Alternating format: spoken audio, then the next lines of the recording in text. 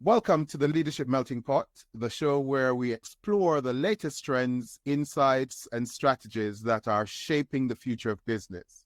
I'm your host, Romeo Fs, the founder and CEO of Lumerous, a social impact management consultancy. And today we're diving into one of the most critical conversations in modern enterprises. We'll be exploring the concept of sustainable enterprise and how the integration of ESG data, and for those of you who don't know what ESG means, it's environmental, social, and governance, into operational data and management processes.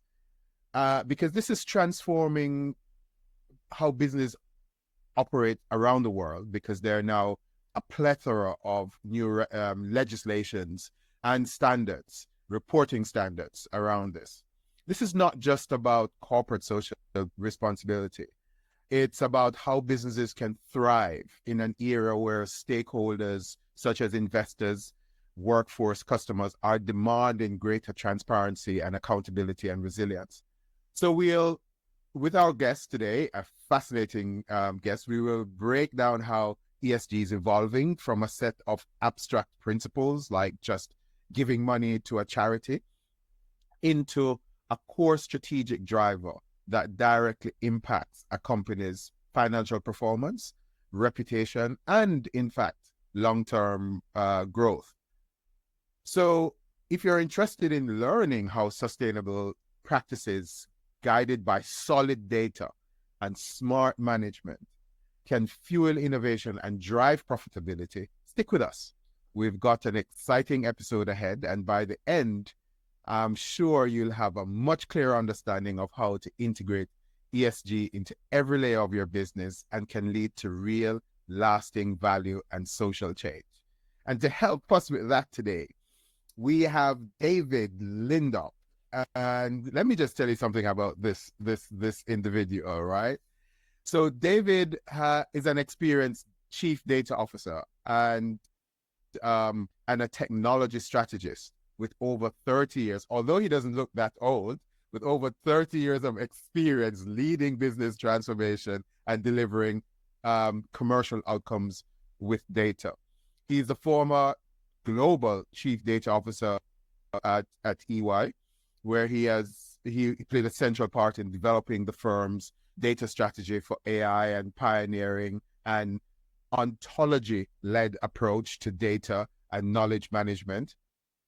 During his time, he has also served as a cross-service line chief data officer for sustainability and worked closely with clients, particularly in financial services, developing data strategies to integrate sustainability data more closely with existing operational data. Since leaving EY, David has founded Introspective.ai. I hope I'm pronouncing it correctly. Absolutely. Yeah, it is building a new delivery ecosystem to help scale AI safely, very important, and profitably. He's passionate about things to do with AI, ESG, sustainability data, hybrid working models, data fabric, and data mesh. And you and I have to talk about these terms because they sound more medical. Ontologist and semantic modeling. That sounds like a surgeon. And he's a member of the Enterprise Data Management Council Global Leadership Forum, and he speaks a lot on data at events on data. So thank you so much, David. We're really honored to have you, and I could not choose someone better to have this conversation with. Wow, Romeo, thank you for that amazing introduction. So I guess if we talk about ESG, I think you introduced it very well. I got involved in ESG originally. I'm passionate about the environment. I'm passionate about social mobility in some of those areas. But from a professional point of view, ESG started to interest me because it's the ultimate data challenge. So one of the things that our clients are finding is that for the first time, you don't just need what we would refer to as scope 1 information about your own organization. You need scope 2 about the energy you're consuming. You need scope 3 about your entire supply chain. So suddenly we're finding organizations who are having to go out and get new data. That might be internal data, that data from the HR system under the stairs in Birmingham that nobody ever cared before is suddenly there, and it's getting scrutiny at board level. Yes. It's bringing in lots of external data about your suppliers, data about your products, data about your locations, increasingly Earth observation data, satellite data, all that kind of stuff. So there's a whole load of new data coming in to make it even more interesting. And I think you covered this very well in the introduction. Sustainability is not just another function. It's not that the chief sustainability officer has to do sustainability. It needs to be embedded in your operations, which means we need to work this data into every part of the organization, into finance, into marketing, into the supply chain, into manufacturing. It's cross-value chain data. This data is auditable. Increasingly, people's statements are being audited. We're looking at it. There's a lot of scrutiny on the ESG statements that organizations have made. This data is in the annual report, and it's a very important part of corporate communications, investor relations. And then to make it even more exciting for somebody like me who loves to solve data problems, the rules are changing. The rules are changing. The new regulation. Exactly. That's right. Yeah. And the regulations are changing. Thresholds are changing. I think a few years ago, many organizations were really focused on how quickly can we get to net zero and carbon neutral. Yeah. They were basing that on carbon avoidance. Now, if we look at the way that the regulations have evolved, it's got to be physical carbon reduction. So a lot of those strategies change. Yeah. So as a data professional, and I guess this comes back to the ontologies and the semantic layers and all the other things that you referred to, there's another revolution going on. AI is just the tip of that iceberg. But actually, the way that we manage data is fundamentally different. So in the old world, I was a technologist. I was very much focused on data lakes, data warehouses. Now I'm much more focused on data. You don't have to bring that data physically together. It's much more about how you structure that data, how you manage that data. I suddenly realized that the data is the product and the technology is the packaging. It's a bit like the music business. Enabler. The technology is the enabler. How have you seen, though, in your experience, how have you seen the role, and you've been doing data for a long time, how have you seen the role of data evolve, over the years? You started mentioning it, because a lot of times back in the old days when I was with Accenture, data was really about, grabbing stuff from SAP, like the financial data was the kind of the actual tangible stuff. But especially around ESG, that has evolved because there's so much intangibility with some of the aspects of ESG. So how have you seen that evolve over the years? I think that's a really interesting question, Romeo, because increasingly data, we used to talk about data islands and data spaghetti and how you bring all your data together. If you actually think about, for instance, something as familiar to us as Google search, the reality is I go onto Google, I ask a question, I get the results to that question. I don't worry about where that data's stored.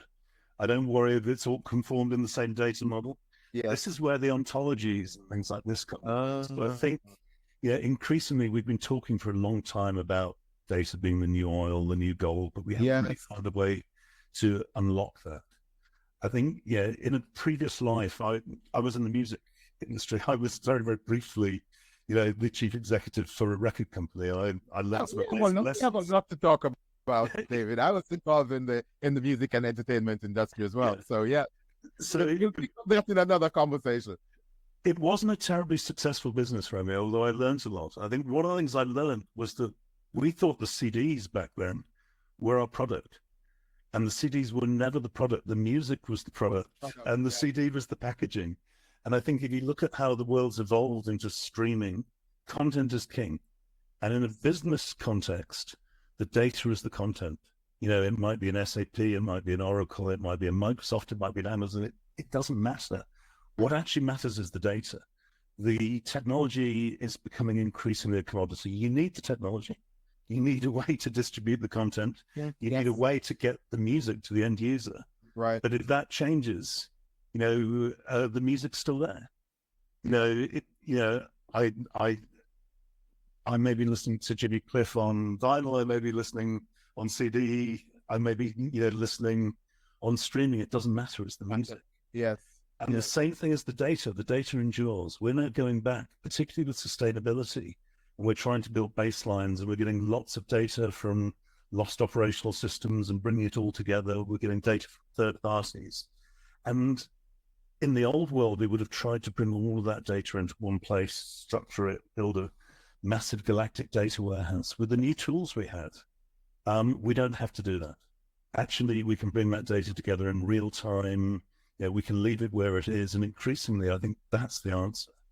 And sustainability is maybe the first use case. It's the most interesting use case right now.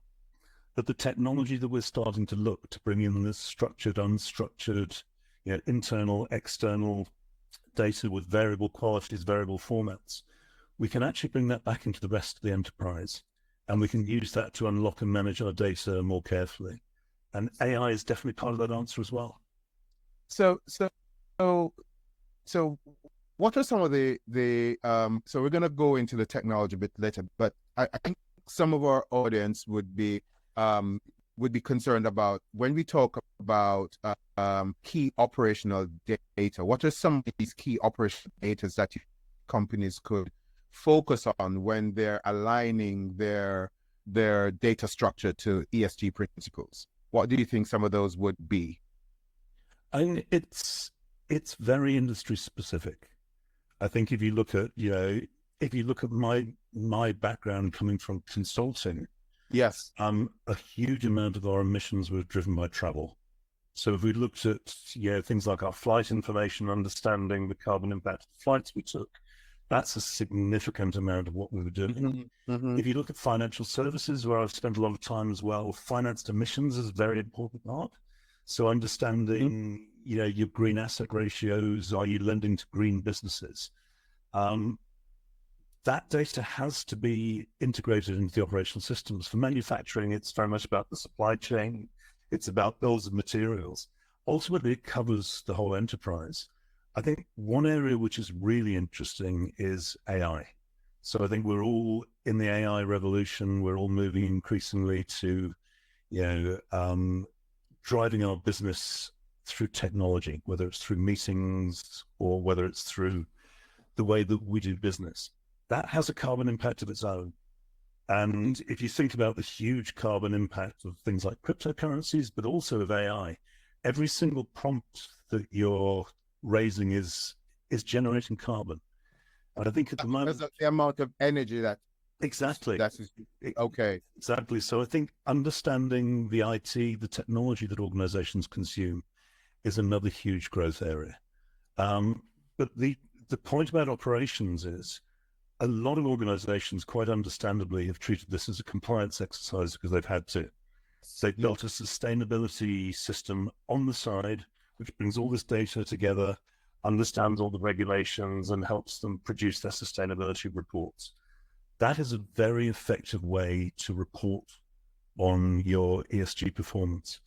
It's not an effective way to drive your ESG performance because your ESG performance is driven by every business decision, every lending decision in a bank, every supply chain decision. So you need to bring that data into your operational systems. Otherwise, it's just a compliance exercise. And I think that's more intelligence-led rather than audit kind of led, where you're looking at data, historical data, more intelligence-driven, right? If I have a financial plan that's developed by my finance department and I have a sustainability plan that's developed by my sustainability department, if those two aren't integrated, I'm going to start creating a tension. People are going to have to decide, do I optimize for dollars? Do I optimize for carbon? Do I optimize to meet our social obligations? It has to come together.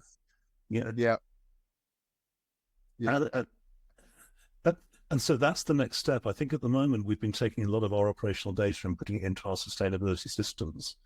Moving forward, it's got to be a two-way street. and we've got to start bringing new information into those operational decisions.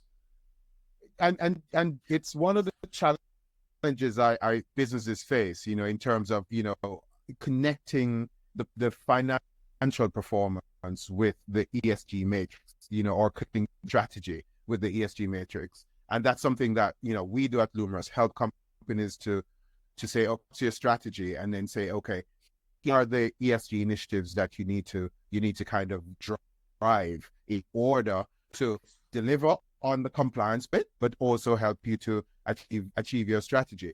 One of the big challenges, though, that we find companies are facing is, and we spoke about this briefly before we started recording, is how do we translate the qualitative stuff into quantitative data? Because a lot of times they don't see the qualitative information as data. They only see the numbers bit, like, okay, I need to, how many, if I give to a clinic in Kenya, they want to know how many people came through the door, what's the mortality rate. They want actual numbers, as opposed to, there is a lot of social impact that is not quantifiable.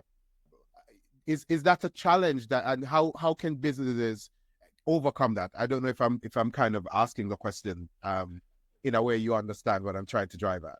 No, it's a really interesting question. So, there's an old saying that what gets measured gets managed, and what gets managed gets done. So data is really important. I loved your example about, donating to a clinic in Kenya. I mean, you can either say, this is just our corporate social responsibility, we're going to do it because it's the right thing, and you measure how much you have donated. That's sort of level one. I'm really interested in what the impact of that donation is, how many lives that's impacted. I think you have a responsibility from a point of governance to make sure that the money that you've given is actually creating the maximum impact. But it's hard to get that data. So level one is, let's capture the data we have. And I think a lot of sustainability data, it is qualitative, it is incomplete. Capturing that data, number one, it sends a message. Just by looking at organizations, putting this on your scorecard, talking about it, even if it's not 100% accurate. And I have worked with many organizations looking at their sustainability baselines. To be honest, if we weren't measuring that data historically, you won't suddenly get a perfectly accurate baseline. It's got to be, it will take 20, 30%, but it's still worth doing. I think as you move forward, you want better and better data because you want to measure the impact. Yeah. And we're seeing lots of new ways of doing it. I mean, something as simple as, carbon offsets. If I'm giving money to an organization to plant trees, I want to know those trees are planted. I want to know they're healthy. So we're now looking at companies who are using satellite imagery data to validate that almost from an audit point of view. It's a different sort of audit. But I think it starts with, let's measure something. Let's get the data in as best as we can. And then let's look at how we refine that over time and build it out. And it has to be a journey. Yeah. You can measure most things if you have the ingenuity. Yeah. As I've, team hear me say this all the time. It's a Mo Farah, it's not a Usain Bolt. It's a long distance journey kind of a situation. You mentioned the whole notion around governance, which is also something that is now coming up when it comes on to data, the issue of data governance, and this is critical, I would say, in terms of this whole discussion we have. How can companies ensure that the integration process, the accuracy and the transparency of this data, especially when it comes to ESG? What are some of the frameworks or building blocks that you need to put in place around data governance? So this brings us very much back into the world of AI as well, because we've got a lot of the same challenges with AI, particularly with unstructured data, whether it's emails or documents and all those documents inside an organization that we can suddenly access for the first time. The reality is with ESG, with sustainability data, you're getting data from lots of sources. You're buying it from third parties, you're getting it from publicly available sources like Climate Trace. You need to bring that together. The answer is quite technical and quite geeky, but the answer is metadata, that you need to make sure Not meta like Facebook meta, but proper use of the word. Yeah. Metadata is data about data. So for all the data in my organization, Okay. I need to understand where it came from. I need to understand what it contains.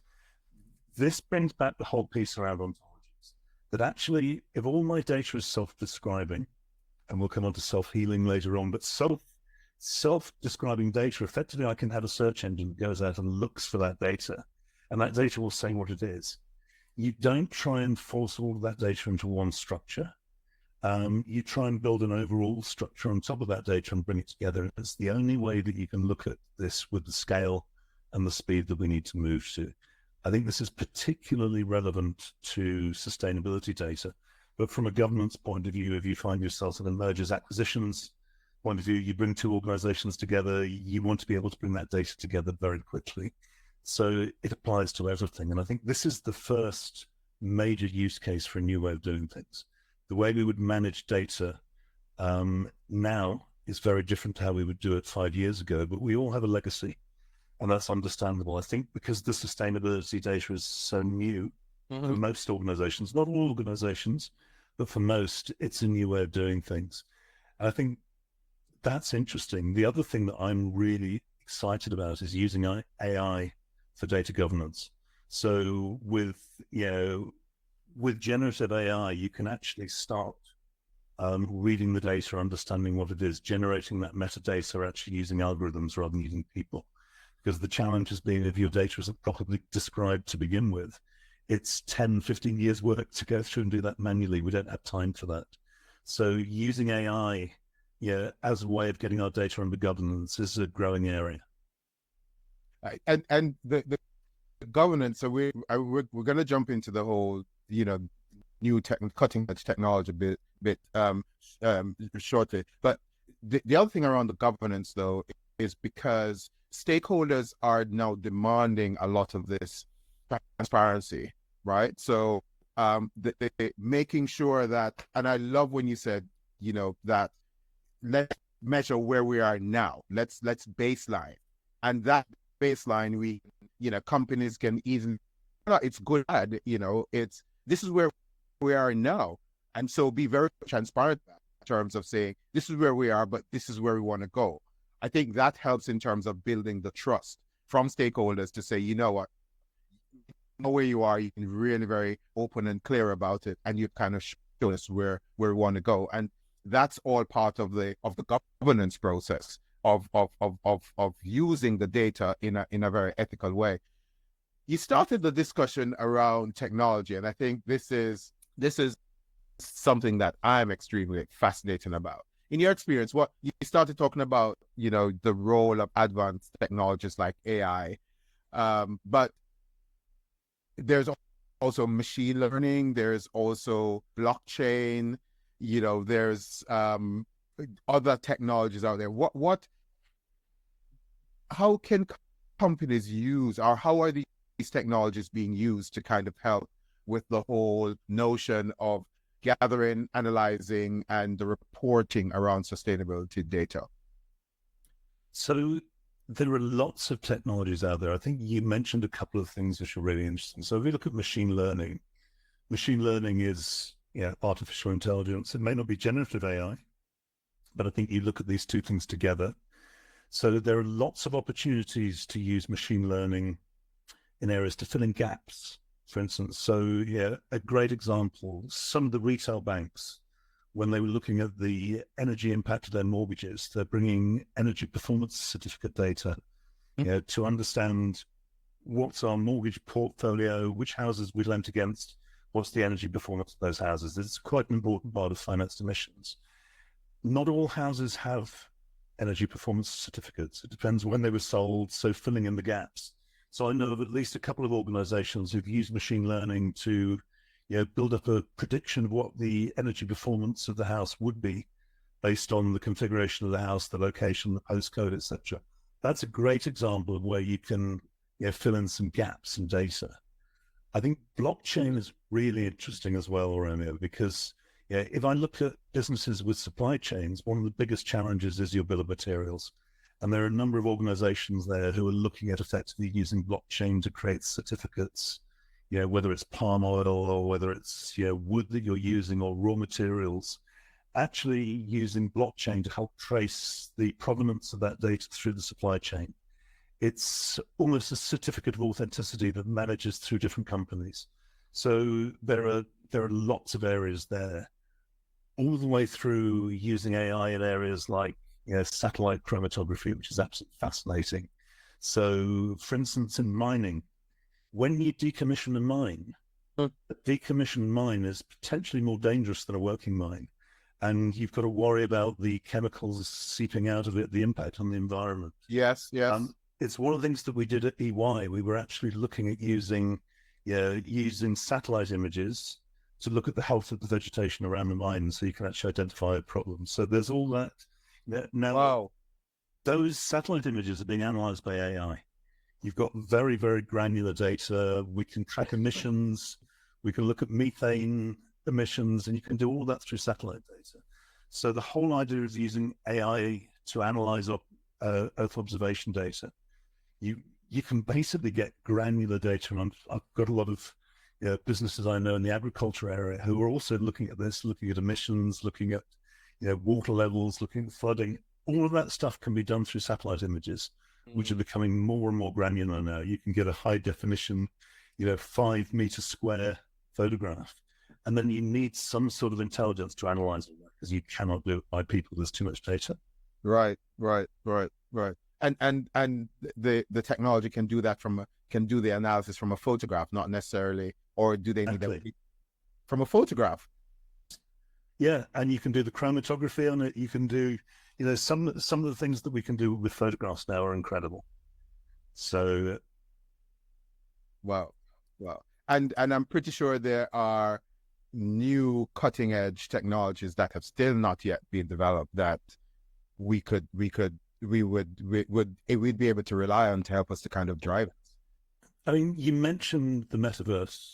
So, yeah, I certainly know of organizations, particularly in like oil exploration, in, asset intensive businesses. People are building digital twins of their oil rigs, of their refineries, their platforms, and then effectively using metaverse technology to understand how they can make them more energy efficient and more safe.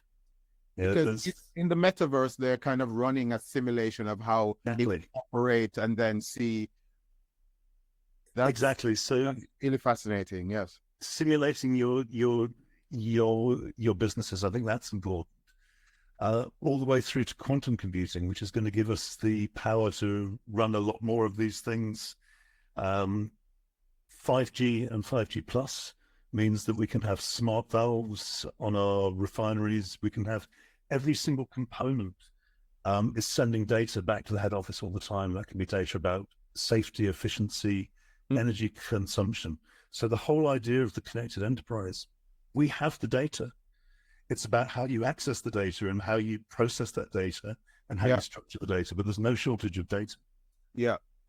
And I can definitely see where, especially around some of the components of the S, when it comes on to things like workforce, health and safety, and some of these other things, that having technology like that could actually help to give more data around those kinds of stuff, well-being of employees, all of that kind of stuff could easily be kind of measured. Do you ever think that there'll be a time when we're just so inundated with data that it just doesn't make sense, because there's just like, what do we do with all of this? I think we're already there. I think we've got, there is no shortage of data. Whatever you can imagine, I can find you data for it. It may be from different sources, it may be different structures, but if you actually think about our connected worlds, I mean, people still talk about digital. There's very little analog left. Everything's now working on digital, everything's connected. I think the pandemic in many ways accelerates that. Yes. I think we need new ways of processing that data. And I think if we try and process that data with humans, If we try and visualize that on dashboards, I agree with you, we've got overload. I think this is where AI comes in. That actually increasingly, we already have the tools and they're growing very, very quickly. I can have AI analyzing all of my data, summarizing that data, looking for outliers, looking for patterns, telling me what I need to know. I think, yeah, huge amounts of very, very granular data coming from connected devices, Earth observation data. Without the AI to analyze that, that's useless. It's dangerous. It's data overload. If you have a way of processing that so that you can summarize it, you can alert people to the actions they need to take, you can look for changes. We're already seeing this in medical data. I mean, in many ways, I would much rather have my medical scans analyzed by an algorithm than I would by a doctor. And my doctor agrees with me. So actually, the machine learning that we're using, you can detect cancer quicker, you can do all of those things. This augments people. And I think, having this volume of data without AI it's a real problem. I think you're right. And I think we need to change the way that we process the data, as well as the way that we capture and manage the data and govern the data. Would you say it's because I can hear someone, just who is very cynical about this whole technology and AI and all of that, just thinking, how can we ensure accuracy? How do we ensure that the information that the algorithm is giving us is actually the right thing and they're just not just spitting something out? Is there like a safeguard that we need to build into? Yes is the short answer. I think this is a really important area of focus. It comes around ethics. It brings us into that intersection between the social and the commercial running of a business. The reality is, I think about generative AI in particular as a lot like people. If you suddenly had an infinite number of smart teenagers and you let them loose in your business, would that be a good thing? And I think the answer has to be yes. If I could get an infinite number of super smart teenagers, would I hire them? Hell yeah, of course I would. Yeah. Would I leave them unsupervised and would I trust everything they told me? Almost certainly not. I think it's the same. I mean, people hallucinate. Okay. People lie. People get things wrong. People make the wrong judgments. Yeah. AI hallucinates. AI has biases, just like people have biases, conscious and unconscious. AI hallucinates and gets things wrong as well. I think the difference is the scale. If I have one person with a bias, then I need to manage that bias and we all have bias. If I have an algorithm with that bias, it's applied across the whole organization. So we need to really start looking at ways of governing that. And there are a number of strategies that people are looking at. It starts with the algorithm. It also starts with the data. And we're starting to see new risks like data poisoning. People can actually corrupt the data that you're using to train your algorithms, and that's a risk. There are lots of new opportunities coming out of this. There are lots of new threats. But I think the genie's out of the bottle. And I think we need to be very conscious of the environmental impact of running millions, zillions of algorithms every day, which is a world we're moving into. But there are strategies coming out to manage that. And I think algorithms are getting more efficient.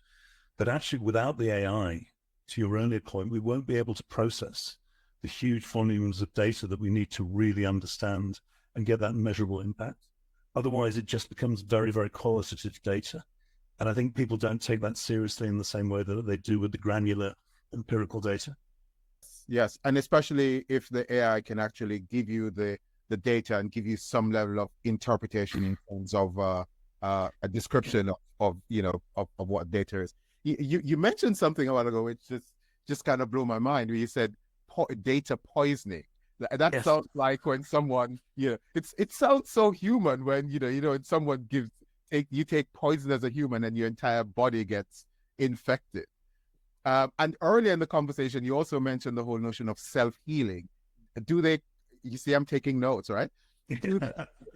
Is there a correlation between the data poisoning and the self-healing, meaning that the AI can actually heal itself? Is that what it means? No?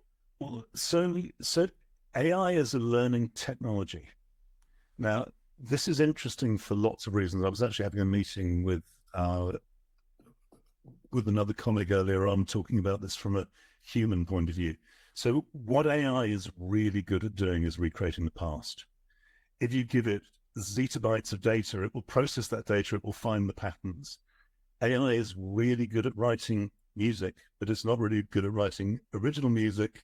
It will write music in the style of somebody else. If you want something created in the style of, a Texas blues, or if you want something in the style of Bob Dylan, it'll be really good at doing that. If you want somebody genuinely innovative, you need a human to create something that wasn't created before. Right. And I think that's very much where we are. Algorithms correct each other. They correct themselves. I think if you learn over time, then you're constantly refining that data. You're improving the quality of the data. That does bring challenges because it's much harder to audit something that's learning as it goes and moving forward. Yeah. And those algorithms are effectively writing themselves, which means you have to test them periodically. For very sensitive data, I will quite often run it through 3 algorithms and make sure that, from different vendors, different models, making sure they're coming back with similar answers. The self-healing piece is interesting because, ultimately we can create bias in our algorithm by the data we use. We might decide that our historical data is biased for lots of reasons, and there are companies generating unbiased data. They're looking at gender bias, they're looking at ethnic bias, they're taking that out of that data and making sure that the algorithms aren't blindly applying something which was historically true, but was historically true because of human bias. You can do it the other way. You can actually create biased data sets. I mean, to some extent, if I take a smart child and give it the wrong data, it will learn the wrong things. It's exactly the same thing.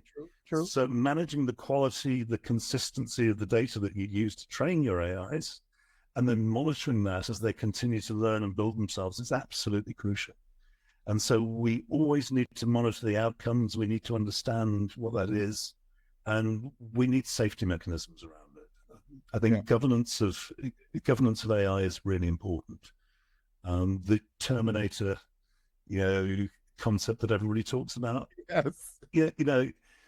It's an extreme use case. It almost certainly won't happen. But at the same time, how many of our military systems are driven by AI right now? And the answer is probably more than we're led to believe.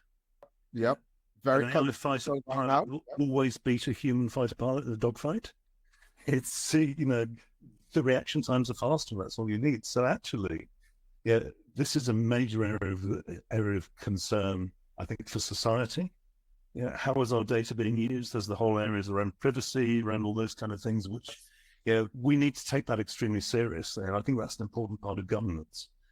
And so the governance bit, what I'm getting is it should be more human. We should, for now at least, we shouldn't allow the AI to govern itself, especially around data. Yes and no. I mean, it's a really interesting debate. I don't have an answer to this.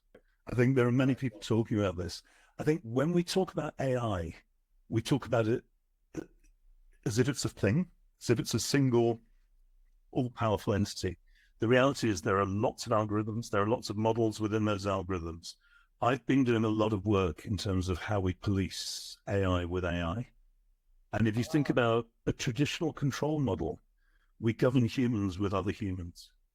So why would we not govern AI with other AIs? Why would we not be specifically building AIs?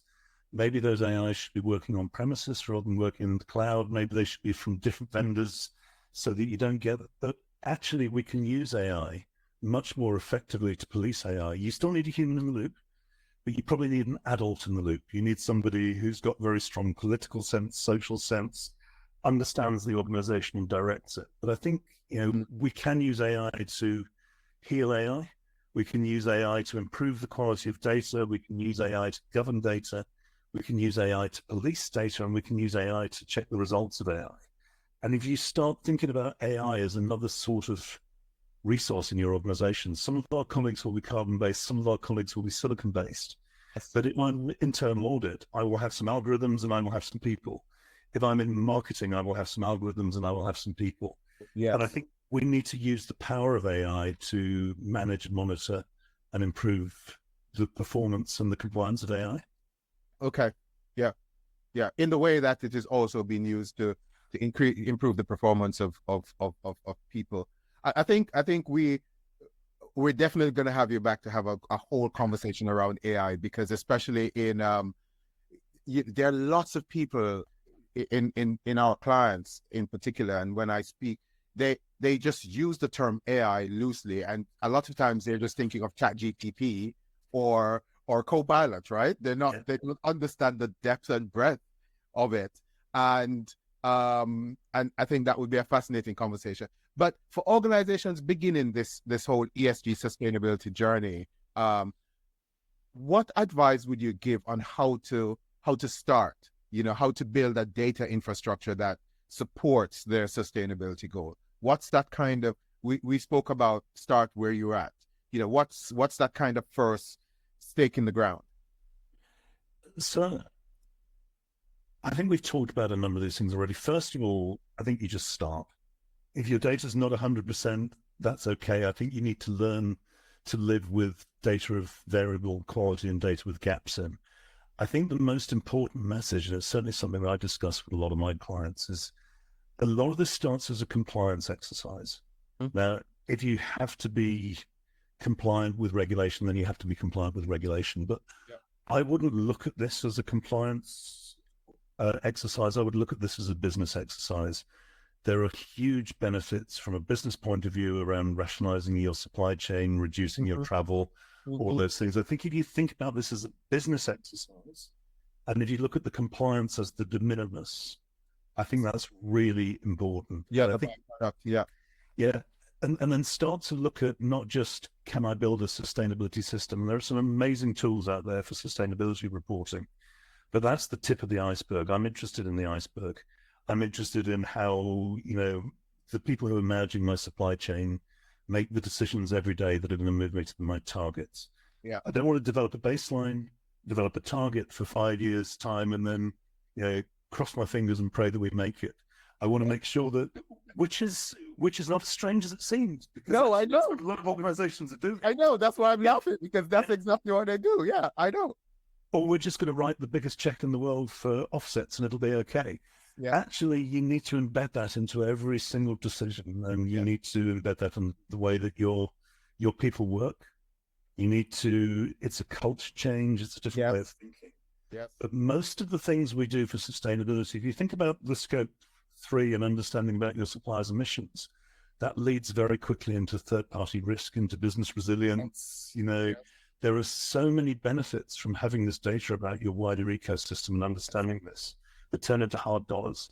So I would approach this as a way of transforming your business, bringing your business into the mid-21st century, rather than as a compliance exercise and we need to, report the following metrics. There's a little bit of both, but it feels to me like it's a culture change as much as anything else. Yeah, I completely agree with you. And one of the things I've been trying to get across to clients and to anyone really is, let's just put ESG aside, just as you said. Let's put that ESG sustainability aside and just think about, do we really want to have a business that delivers on its purpose? Do we really want a business that's going to be around for a long period of time? And if the answers to those are yes, then okay, what are the things we need to do in order to make that happen? And if we focus, and I think that's exactly what the new ESG regulations are trying to drive. Let's focus on having a healthy workforce. Let's focus on making sure that we pay our suppliers correctly and in time. Let's make sure that we're not just buying carbon offset, but we're really thinking about, what is the impact on the ocean or on the forests when we do that. If we give, as you said, if we give money to reforest an area, how do we know that this is actually being done? As opposed to just having that in our statement to say, hey, we donated X amount to reforest an area. That's where we think we need to drive at. So looking ahead, David, how do you see? We discussed some of this, and we're kind of coming towards the wrapping up this session.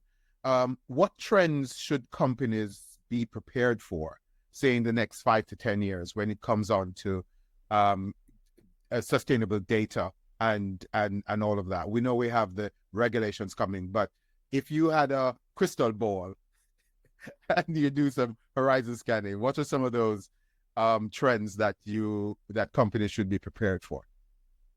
So the regulation will continue to evolve. I think, you need to recognize there's change around that. The reporting thresholds will get lower. I think, it will become much more embedded. I think we've talked a lot around the E in ESG. Yeah. Yeah. And I think there's been a lot of focus, understandably, on climate, on carbon, on emissions. I think the S is actually where the future is. And we're paying lip service to the S. We're doing some very, very crude, primitive reporting around visible diversity, around health and safety. We haven't really evolved there yet.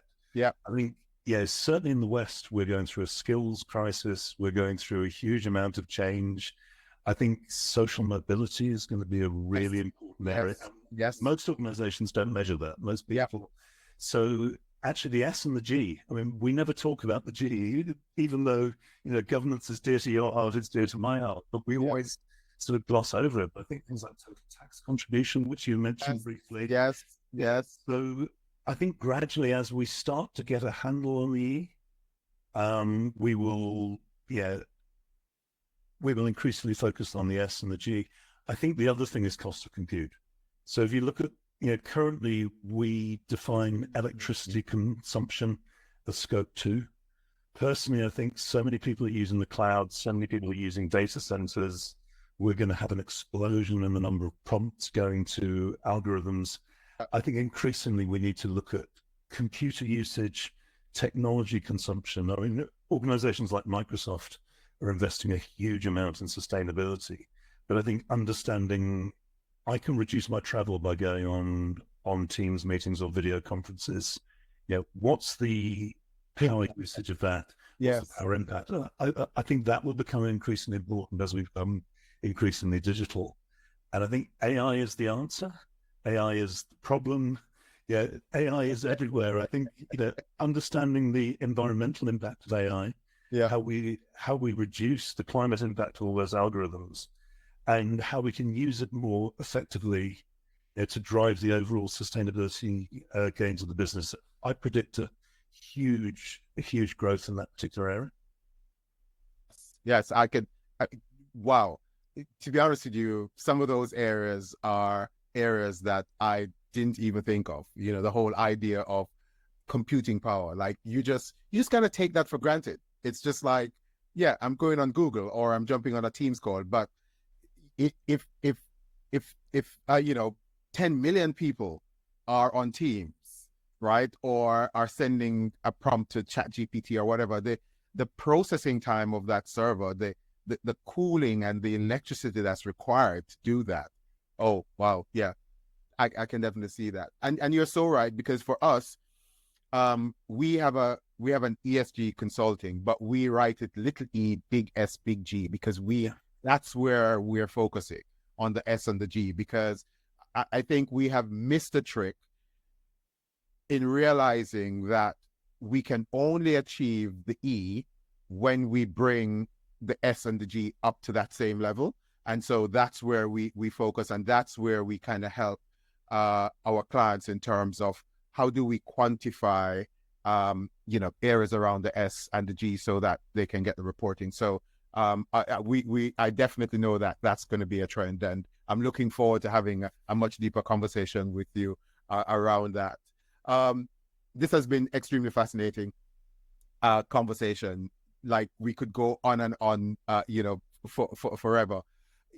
My last question to you, though, is as a leader in an organization, and we find that a lot of leaders nowadays are probably, our age group, we're not so switched on to the whole technology and all of that kind of stuff. What would be, and as someone who has worked with many of these leaders in your role at EY, what's some advice you would give to these leaders in terms of, getting them on this bandwagon, the bandwagon of AI technology, and in particular, integrating that into sustainability into the data operational of your business? It's a lot has changed. Technology is important. Technology is not important as it used to be. I mean, a friend of mine said to me a while back that in the old days, you needed special humans like him, like me, like others, who know how to talk to computers. When computers know how to talk to ordinary humans, it changes the game. And I think understanding the outcomes, understanding what's possible, you don't need to know how it's done. I think really understanding, frankly, there's a lot of nonsense talked about AI. There's a lot of bold claims about AI is going to change the world, but nobody explains exactly why. But hidden behind that, we are going through the fourth industrial revolution. It will change everything. And I think as a leader, the people who will survive in this world and the people who will thrive in this world are people who understand the business implications, don't understand the technology. There's lots of people like me. There's lots of people who love, building algorithms and training algorithms and playing in their bedrooms with that stuff. Those people are important. But the people who can see the business applications and how to use it to achieve their goals, their strategies, their outcomes, both social, both commercial, both environmental, those are the people who are going to lead. So I think my message is, don't be scared of this. This stuff's easy. It's no different to asking your marketing department. And actually, technology just became a whole load more accessible for ordinary people. So I think engage with it, don't be scared, and think about what's possible. Yeah, I think a lot of them are a little bit scared about AI because sometimes it's like what you don't know, and therefore you kind of bury your head in the sand really, instead of really kind of engaging with it fully. So yeah, completely agree with you. Listen, this has been amazing, and I would say that it's one of the most interesting podcast topics we've had. We could go on and on forever, and as I said, I'm definitely going to try and get you back for us to have a conversation more around AI, and how that is just, and even new emerging technology, and how that's transforming the way how businesses operate and how we operate as humans. But as I wrap up, I'd just like to say, what comes across is the whole notion that by integrating ESG matrix with operational data such as energy use, workforce diversity, supply chain transparency, which is something you spoke about, and embedding the governance standards around this, companies are can not only enhance their sustainability efforts, but also improve efficiency, reduce risk and manage risk much better, and increase their overall competitiveness, while at the same time, impacting society and impacting the world, which is really the whole notion of, as we say at Lumerous, being good is better for business. So ESG is no longer just a nice to have, and data can help you as a business to do that. It's a must-have for any company looking to secure long-term value and success in today's rapidly changing world. And data is really what's really going to drive businesses towards that. So thank you so much, David, for your time and for joining us and for sharing your knowledge with us. I see my team has just kind of indicated that we're at that mark. We need to let you go. Well, thank you so much for the invitation, Romeo. It's been a pleasure talking to you as always, and I look forward to continuing the discussion at some point. Thank you. Yeah, brilliant. So thanks, guys. That's all we have for today's episode of the Leadership Melting Pot. Thank you for joining us. Thank you for joining us today. Your thoughts and comments to the conversation, will be welcome. So put your comments and your thoughts below. If you have any questions for us or for our guest, please feel free to put them in the comments, and we'll try and get back to you with as many of those questions as possible. You can find us on YouTube, Instagram, Facebook, Twitter, LinkedIn, Medium. So please follow us on those platforms. And if you want to learn more about how you can integrate ESG in your strategy and how you can find the data required to make sure that you build your strategy to deliver your ESG objectives and to drive greater impact. Please reach out to us at enquiries@lumerous.com or on any of our platforms. Before I go, I'd just like to say thank you also to the Lumerous team behind the scenes, Perpetual, Deborah, Benjamin, who help us to produce and bring the podcast alive every 2 weeks. So that's all, folks. Thank you so much for joining us, and see you again on the next episode of the Leadership Melting Pot.